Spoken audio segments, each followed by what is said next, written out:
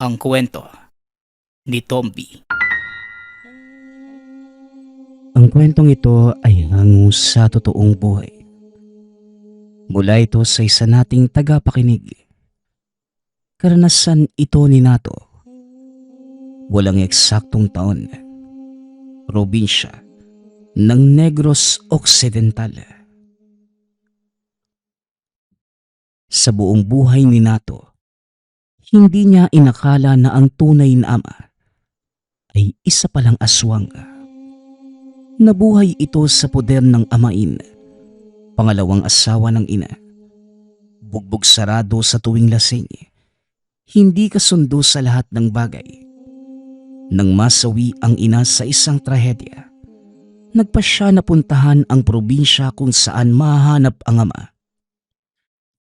Normal naman ang lahat pagkarating doon sa tahanan. Pinatuloy na matanda na nagpakilalang ina ni Paterno na ama ni Nato. Pinakain, nagkwentuhan, iginugol ang mahabang oras sa pagkilala sa isa't isa. Wala namang problema, magaan ang loob, damang-dama na pamilya kagad ang turing sa kanya. Subalit pagsapit ng gabi, hindi niya inaasahan na makakakita ng aswang sa personal, ang malalapay sarili niyang ama. Tulog na sa kabilang kwarto si Lola Anding. Si Nato na bagong salta sa tahanan, nahirapang makatulog. Binuksan ng bahagya ang bintana. Sumisipol-sipol habang lumalanghap ng hangin. Hindi nagtagal. Agaw atensyon ang angil mula sa kung saan. Nakakakilabot ang tunog, kaya sinara ang bintana. Kaso nga lang, bago tuluyang makatalikod, nawasak ang dingding at bumungad ang aswang. Nanigas si Nato sa kinatatayuan. Walang kurap na napako ang tingin sa nilalang. Maging ito man ay nagulat sa kanya. Naglalabasan ang matutulis ng ngipin. Nangangamoy mapanghe. Mahaba ang mga kuko. Naglalaway. At kulay abo ang balahibo. Nanlilisik ang mga mata.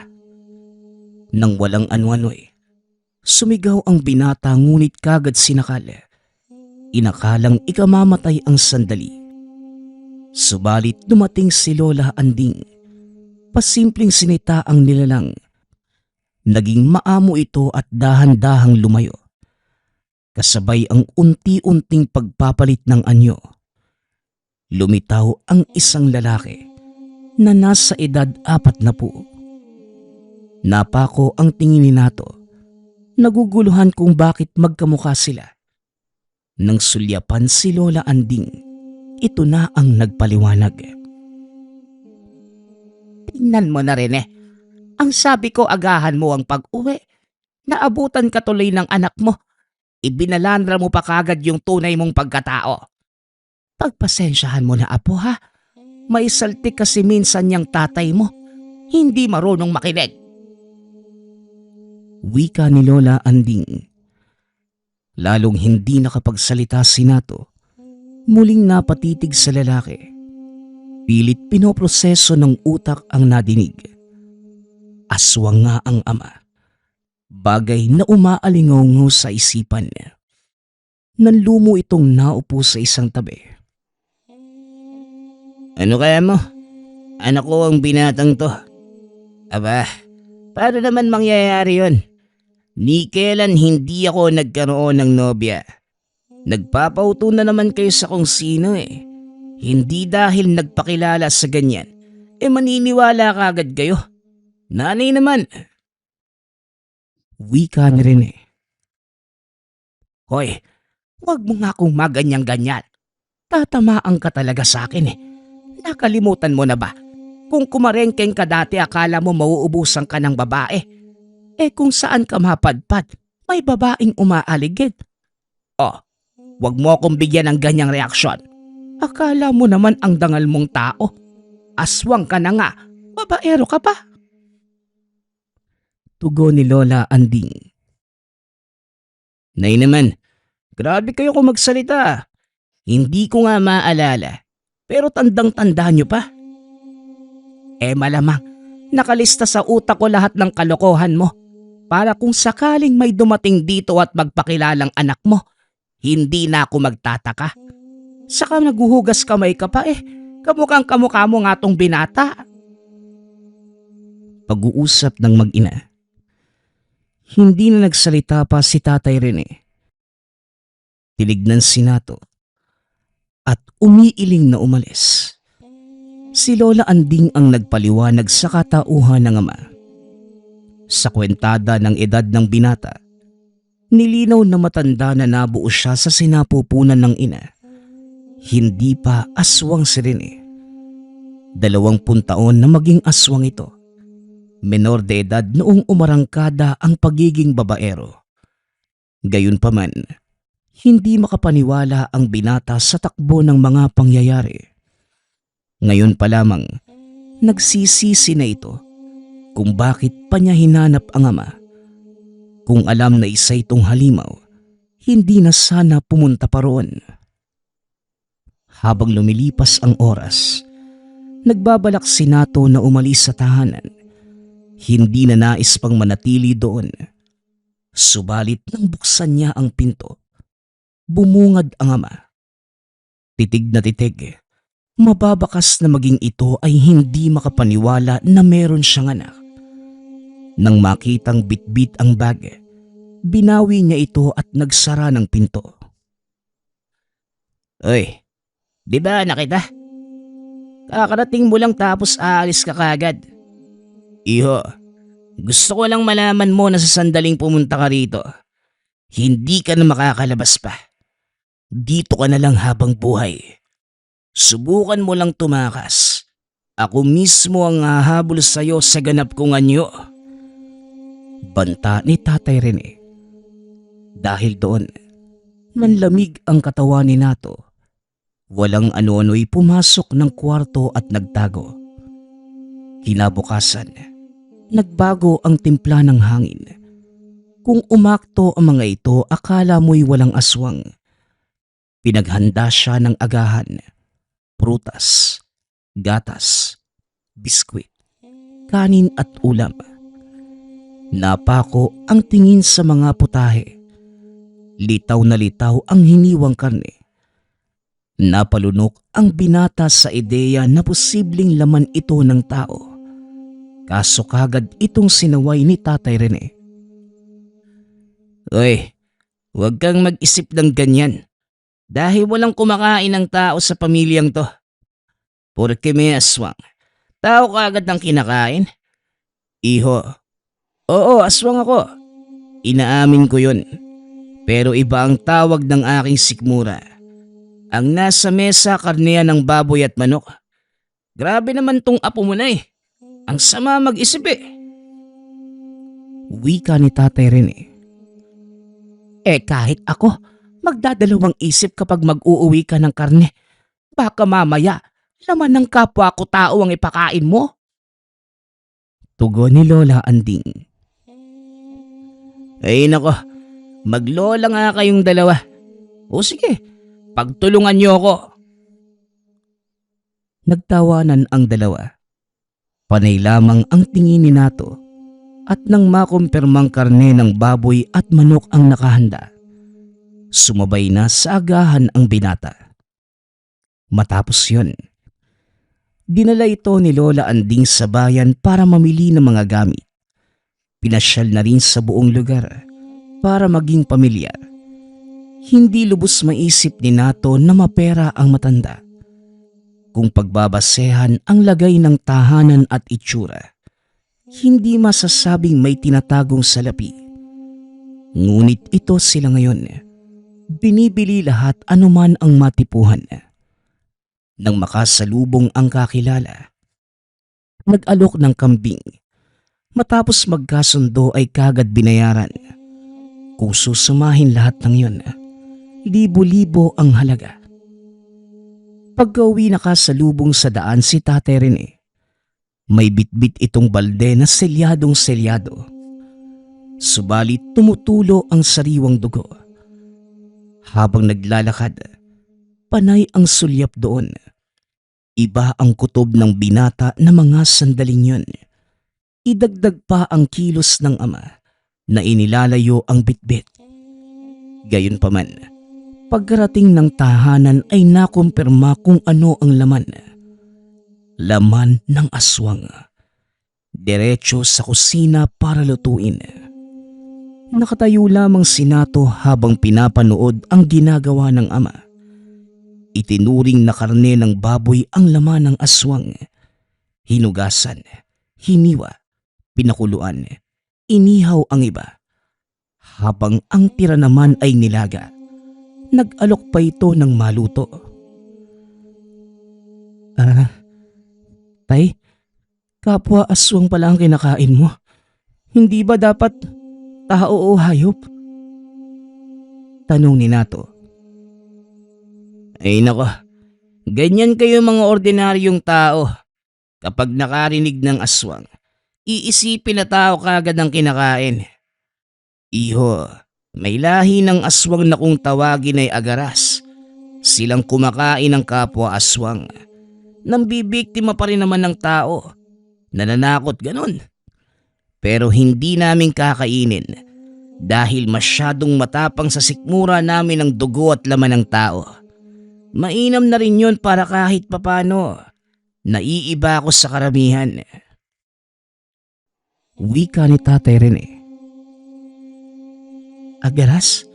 Baka naman gawa-gawa nyo lang yan para kunyari masabihan na hindi masamang aswang. Aba, kung magduda ka, problema mo na yun. Kung wala ka ring mabuting sasabihin sa pagiging aswang ko, mabuti pang tulungan mo na ng sinanay Anding. Wika ni Tatay Rene. Kahit nilinaw nito ang tungkol sa katauhan, hindi magawang maniwala ni Nato dahil para sa binata, walang naiiba sa aswang. Pare-parehong tao ang binibiktima. Habang pinanonood si Lola Anding na nagtatabas ng damo sa bakuran, kahit papano ay napanatag. Hindi siya pinabayaan. Siniguradong mapapabuti ang kalagayan at mapapalapit ang loob. Palagi siya nitong kinakausap para hindi maburyong. Habang tumatagal, natutunan ng binatang makibagay at makipagsabayan. Unti-unti nang nawawala ang takot at tinanggap na ganito ang pamilyang makakasama habang buhay. Makalipas ang ilang araw, hindi umuwi si Tatay Rene matapos magpaalam noong nakaraan. Ang sabi may kikitain na kakilala. Ngunit hanggang ngayon, hindi pa nakakabalik. Nag-aalala na si Lola Anding dahil noong huli na matagal umuwi, nagtamo ito ng maraming pinsala sa katawan. Matapos yun, kung sino-sinong nilalang ang umaaligid sa tahanan, hindi naglaon. Bumalik ito at kagaya ng sinabi ng matanda, malubha nga ang kalagayan. Samut-saring sugat ang natamo. May kalmot, may kagat, may saksak. Maraming dugo ang nawala sa katawan. Kagad inasikaso ni Lola Anding. Pinainom ng langis at ginamot ang sugat. Matapos yun, pinakain ng maraming karne ng aswang. Sa kabutihang palad, bumuti ang sitwasyon. Ay nako, Diyos mio ka rin eh. Ano na naman ang ginawa mo sa pagkakataong ito? May dinala ka na naman bang aswang na nasa hanay ng matataas na uri? Hindi ka pa nadala sa nangyari dati. Halos ikamatay mo na yon. Tapos inulit mo pa ngayon. Kailan ka ba matututo? Ha? Wika ni Lola Anding. Nay, hindi yan ang dapat mong unahin. Saka mo na ako sermonan kapag nakalayo na kayo rito. Isama mo itong sinato. Lumuwas kayo sa ibang bayan, sa lugar na hindi matutunto ni numan. At para sa ikatatahimik mo, wala akong inagrabyado. Sadyang bumalik lang yung aswang na nangyanggaw sa akin. Kung dati gusto kong gawing kauri, ngayon naman papatayin. Ang kasabayan kong yanggaw, isa-isa niyang dinali. At hindi lang yun, pati pamilya dinamay na rin. Tugon ni Tatay Rene. Ay, sus Mariosep, sino ba kasi yung aswang na yon? At baka naman pwede pang idaan sa usapan. Kilala ko ang ugali nun, Nay. Walang patawad, walang pakipakiusap. Patayan akong patayan. Huwag na kayong magtagal dito. Umalis na kayo ngayon din. At magpapaiwang ka naman. Hindi pwede yon. Sumama ka sa amin. Aalis tayong lahat dito. Hindi nga po pwede, Nay. Dahil matutunton ako. Nasusundan niya yung amoy ko kaya kung sasama ako, patay tayong lahat kapag nagkataon. Huwag niyo na akong alalahanin. Kaya kong sarili ko. Basta't siguraduhin niyong walang makakaalam. Nakaanak ko kayo. Kilos na, Nay. Wika ni Tatay Rene. Nang madinig ni Nato ang usapan, dali-daling nag-impake. Lumuwas sila ni Lola Anding sa liblib na bayan kung saan naroon ang kaanak. Masukal ang lugar. Bihira lamang na may dumaraan. Kampante na walang makakatuklas. Subalit laking gulat ng isang matanda ang lumitaw. Dahil sa utos ni Tatay Rene na walang magsasalita, panay dahilan sina Lola Anding at pinsan na si Mang Teryo. Nasa itaas ng tahanan si Nato. Sinisilip sa siwang ng sahig ang kaganapan sa ibaba. Nang walang ano-ano'y, sinakta ng mga ito. Gusto sanang sumaklolo ng binata. Kaso napansin ang pagsenyas ng lola. Napapikit na lamang nang bumagsak si Mang Teryo. Duguan at hindi matigil sa pagsigaw.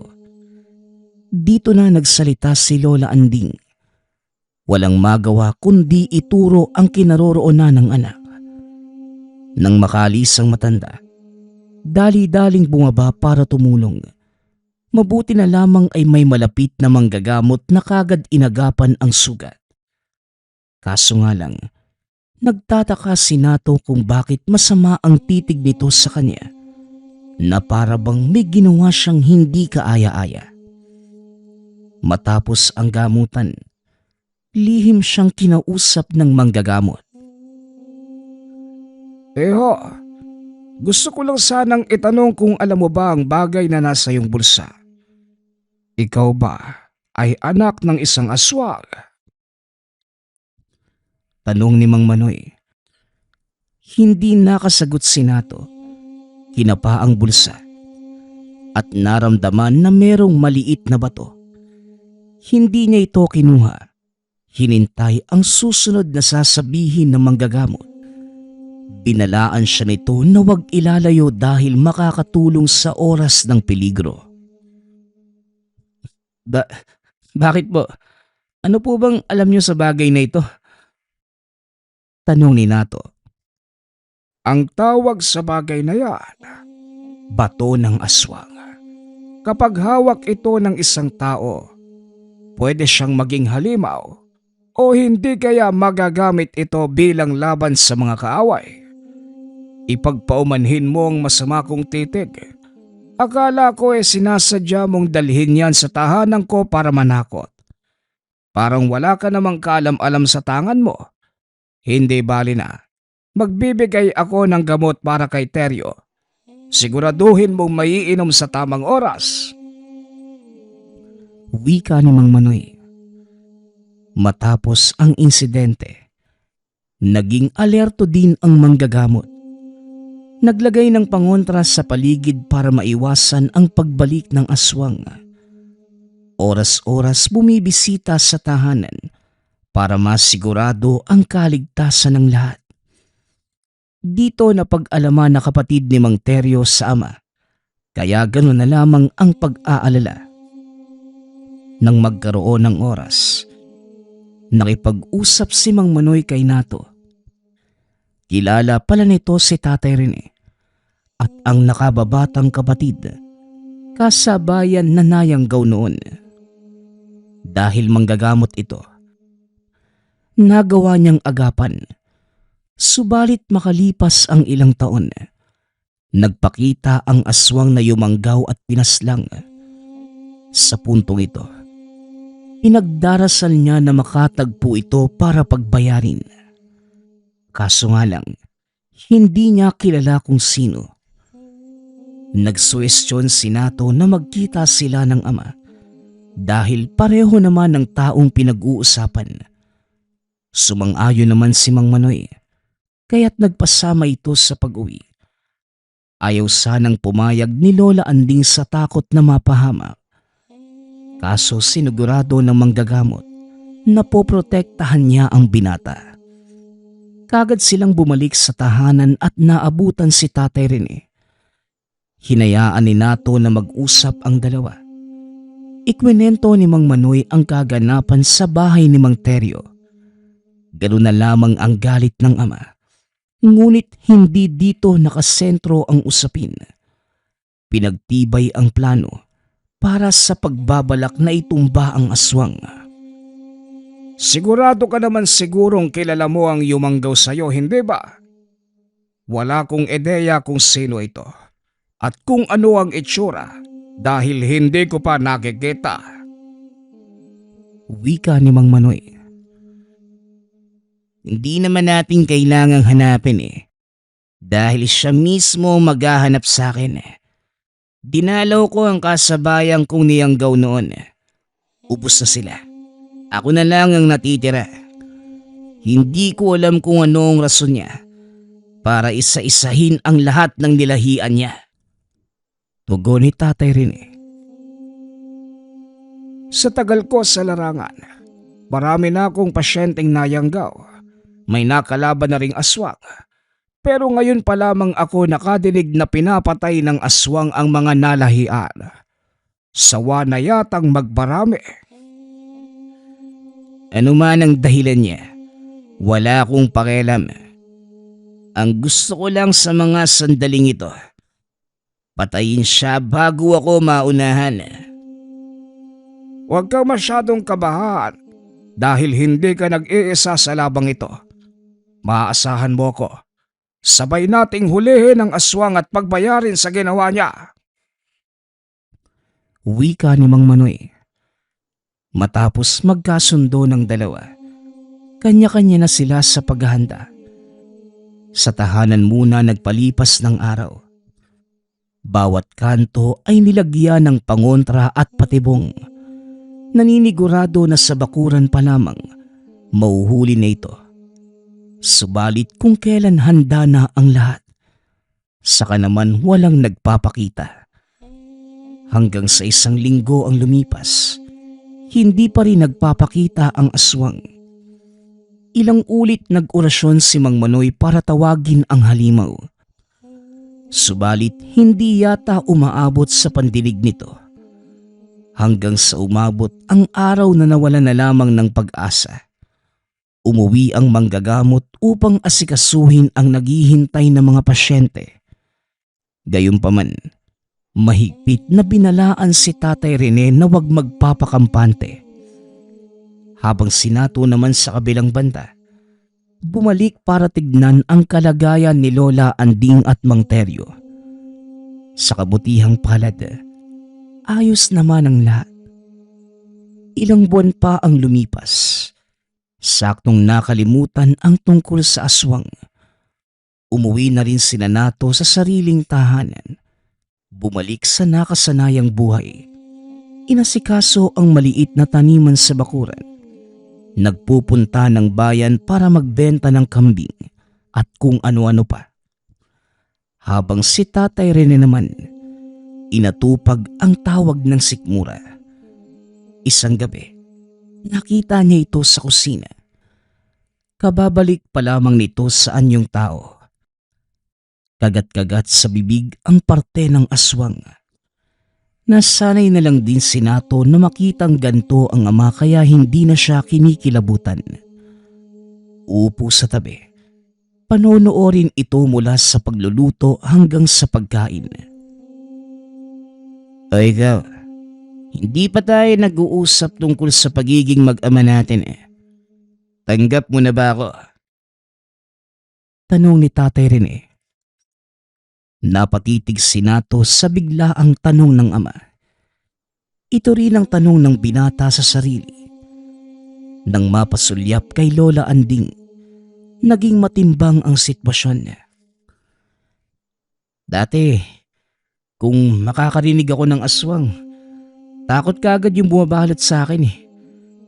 Pero nang malaman kong isa yung ama ko, sa lahat ng pinapakitang pagmamahal ni Lola Anding at sa kilos mo na handa kaming protektahan laban sa gulo mo, siguro oo. Wala na rin naman akong pagpipilian eh. Kahit balibalik ta rin man yung mundo, hindi mababago yung katotohanan na anak mo ko at ama kita. Tugon ni Nato. Napangiti si Tatay Rene sa sagot ng binata. Walang mapagsidla ng tuwa. Mabuti naman kung ganon. O siya, magugas ka ng kamay at saluhan mo ako rito. Masarap ang adobong aswang eh. Biro lang, matulog ka na. Biro pa ni Tatay Rene. Kinabukasan, nagulantang ang lahat na mapagtanto na nawawala si Lola Anding. Madaling araw ito umalis. Nagpaalam na magpupunta lamang ng bayan para mamili ng kinakailangan. Ngunit takip silim na ay wala pang balita kung nasaan. Sumunod si Tatay Rene sa bayan, subalit hindi na mahagilap ang matanda. Tumulong na din si Nato. Naglibot sa lugar at hindi inaasahan na matatagpuan niya ito. Nawala ng buhay. Sa masukal na bahagi ng kakahuyan, nakahandusay si Lola Anding. Maraming kalmot sa iba't ibang bahagi ng katawan. May bakas pa ng kagat sa leeg at wakwak ang dibdib. Nang malaman ito ni Tatay Rene, hindi mapigilan ang galit. Nagwawala sa gubat. Nagsitumbahan ang mga puno at patay ang mga ligaw na hayop na dumaan. At higit sa lahat, nadagdagan ang pagkasuklam sa aswang. Nag-iwan pa ng bakas para malaman na ito ang gumawa. Bago balingan ang kalaban, inasikaso muna ang pagpapalibing sa katawan ni Lola Anding. Sila-sila lang din ang naghulma ng kabaong, ang naghukay at ang nagluksa. Wala nang oras para idulog sa simbahan dahil okupado ang isipan sa paghihigante. Dahil din sa nangyari, pati si Nato ay nakaramdam ng galit. Kung kailan siya binigyan ng pamilya, saka naman mawawalan. Hinikayat nito ang ama na ipaghiganti si Lola Anding. Parehong pinangingibabawan ng emosyon. Nang walang ano-ano'y, umalis si Tatay Rene. Ang alam ng binata, hahanapin ng ama ang aswang. Subalit ang dumating na balita ay nasawi na rin ito. Magkasama sila ni Mang Manoy. Sugatan ang manggagamot at malubha ang kalagayan. Hindi na malaman ni Nato kung ano ang mararamdaman. Magagalit ba dahil pinaslang ng aswang ang ama't lola o humagulgol sa tabi ng bangkay?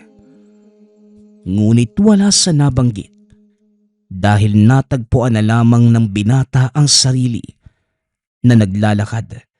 Binubulabog ang katahimikan ng gabi.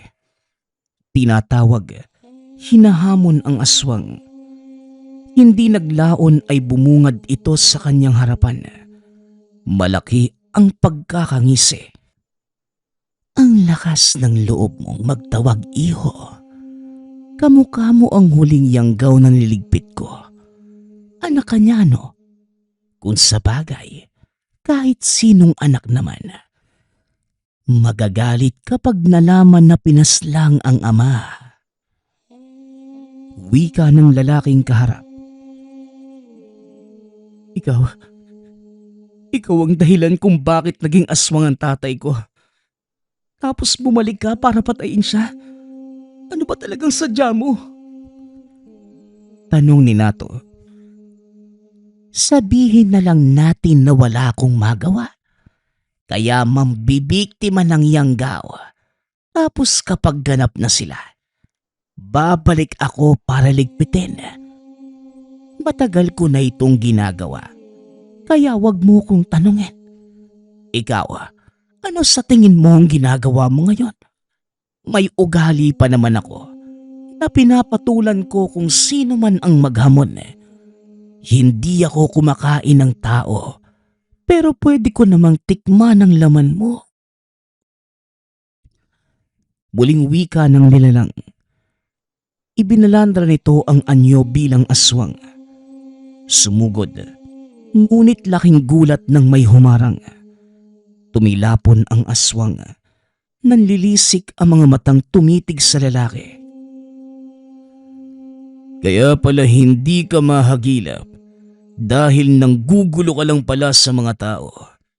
At pati ang binatang to hindi mo na pinalampas. Wala siyang laban, kaya dapat hindi mo na lang pinatulan. Wika ng isa pang lalaki. Bumalik sa anyong tao ang aswang upang makausap ang lalaki. Roger, ang gabunan na naghahari-harian sa mababang uri ng aswang na katulad ko. Huwag kang makialam dahil akin ang binatang yan. Umalis ka na bago ko maibaling ang galit ko sa'yo. Oy, Daboy, wag mo nga akong binabantaan. Alam mo na wala kang laban sa akin eh. Binata, umalis ka na. Ako na ang bahala rito. Napaatras ang lalaking tinawag na Roger nang matamaan ng pag-atake. Lumatay ang kuko ng aswang sa pisngi ngunit walang sugat. Masama ang titig na bumaling sa nilalang. Sumugod ito ng sumugod ngunit walang binatbat sa lalaki. Hindi dahil malaking tao, kundi sa katotohanan na isa itong gabunan ang maituturing na pinakamataas na uri ng aswang. Ilang ulit binalibag ang aswang ngunit bumabalik pa rin. Sugod ng sugod. Tahimik na pinanonood ni Nato ang kaganapan habang nagtatago sa isang tabi. Hindi man siya ang inaatake. Damang-dama pa rin ang takot dahilan para magtago na lamang. Hindi maikakaila ang lakas at bangis ng nilalang. Mabilis ang pagkalmot.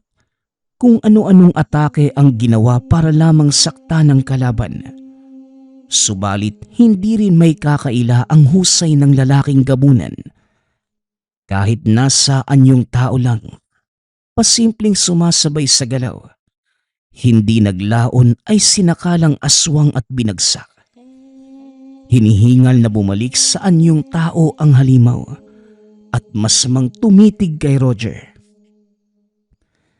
Sana noon pa man, pinatay na kita. Ako pang nag-alaga sa'yo noong kabataan. Pero tatraydorin mo lang pala ako. Hindi talagang magandang magpalaki ng nilalang na hindi mo kauri. Wika ni Daboy. Nagsisisi nga rin ako kung bakit sa'yo pa ako hinihabilin ni Ama. Magkaibigan kayo, pero sayang dahil hindi ka nahawaan ng kabaitan. Tugon ni Roger. Muling nasagad ang galit ng aswang. Sumugod ito ng sumugod. Subalit anuman ang gawin, wala pa ring epekto sa gabunan. Sa huli, itinodo ng lalaki at pinatikim ng kalupitan. Ginilita ng leeg. Binali ang bawat buto sa katawan at binaon sa mismong kinatatayuan. Mahabang katahimikan ang namayani. Pagkatapos nito, saka lamang lumabas si Nato nang tawagin siya. O ikaw, kaano-ano mo ang biktima ni Daboy? Nararamdaman ko sa iyo ang bato. Tanong ni Roger. Sa dami ng iniisip, ngayon lamang naalala ni Nato ang bato.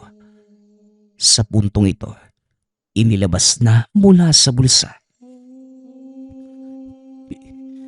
Biniktima niya ang tatay ko. Nilahian niya, tapos pinatay. Pati lola ko nga dinamay. Sino po ba kayo? Parang kilalang kilala mo yung aswang na yan. Tugon ni Nato. Hindi inaasahan ng binata na sa pagkakataong yun, muling makakakilala ng isa pang aswang. Ngunit hindi katulad ng iba. Magaan kaagad ang loob nito. Maayos ang pakikitungo na parang hindi nananalaytay sa pagkatao ang dugong halimaw. Mahaba ang pagkwekwentuhan na inabutan ng pagsikat ng araw. Ito na rin mismo ang nagpaliwanag kung para saan ang bato ng aswang. Ang totoo, hindi nito taglay ang sumpa ng pagiging aswang, kundi nakadesenyo lamang para protektahan ang magtatangan. Dito naalala ng binata ang sanay pananakit ng aswang. Dumapo ang kuko nito sa balat, subalit walang sugat. Ito rin ang pagkakaalala ng sandaling sinakal ng ama noong unang gabi sa tahanan. Ang tanong lamang, hindi matandaan kung paano nagkaroon ito. Pagkatapos ng pag-uusap, inihatid siya ng gabunan sa bahay ni Mang Teryo. Nanatili ang binata sa poder ng matanda. Ito ang tinuring niyang pamilya dahil kadugo pa rin naman. Pinsan ng yumaong si Lola Anding. Nang ikwento ang tungkol sa bato, ito na ang nagpaliwanag. Magmula sa araw na naging aswang si Rene, hindi alam ni Lola Anding ang gagawin. Sa takot na malaman ng mga kapitbahay, dinala ang anak sa pinakaliblib na lugar upang doon manirahan.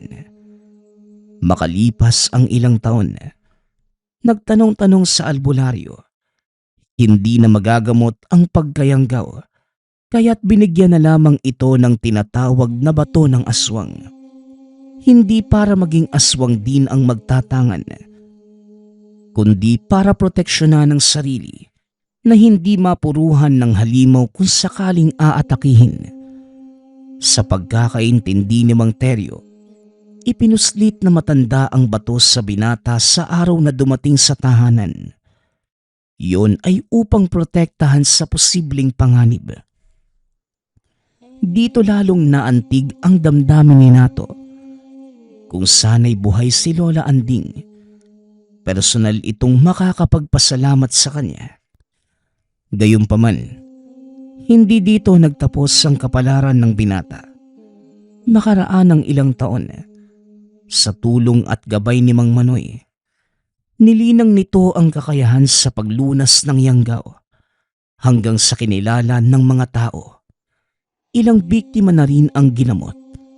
Isang araw hindi inaasahan na muling makikita ang gabunan. Nagulat na lamang nang kumatok ito sa pinto at nakiusap na gamutin ang dinalang bata. Sa puntong ito, hindi lang karunungan mula sa libreta ang ginamit ni Nato. Mas kinilala ang bisa ng bato ng aswang magmula noong nadiskubre na malaki ang tulong sa yanggaw. Pagkatapos ng mahaba-habang proseso, orasyon, ritual, pinakukuluan nito ang bato at ang tubig ay pinapainom sa pasyente. Agad-agad, inilalabas ng katawan ang sisiw na may kargang sumpa. Namangha si Roger sa pinakitang gilas ng binata at pinuri ito sa kahusayan. Akalain mo nga naman, ang binatang nakausap ko taon ang nakalipas, isa ng mahusay na manggagamot. Mabuti at naisipan mong pasukin ang larangang yan. Malaki ang tulong mo lalo na sa mga biktima ng yanggaw. Wika ni Roger. Magmula nung naisip ko yung pinakaugat ng pangyayari sa pamilya namin, Nakiusap ako kay Mang Manoy. Naturuan ako sa panggagamot.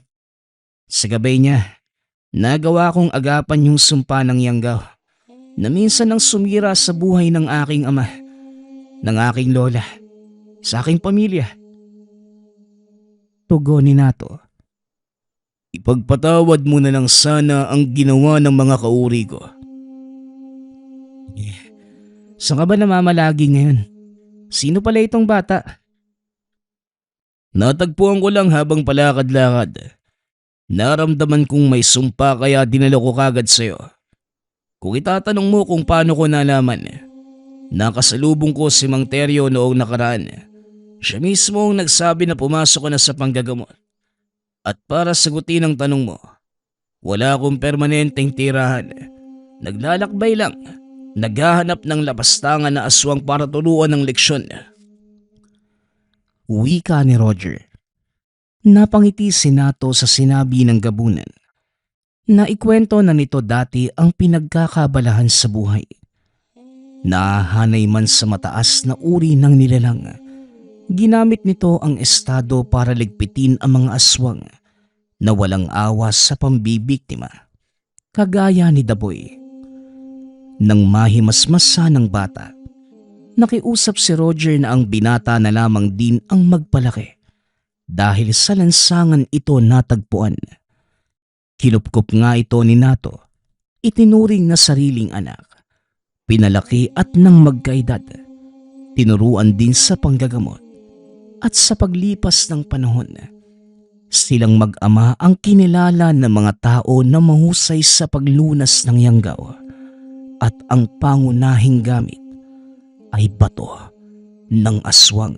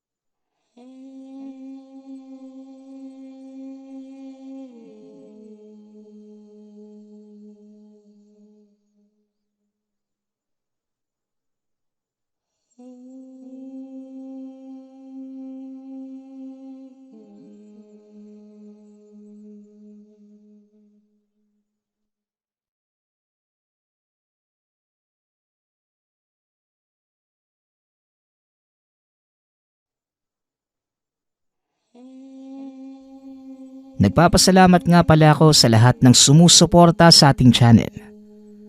Nawa ay patuloy niyong suportahan at pakinggan ang ating mga kwento. Hanggang sa muling pakikinig. Paalam.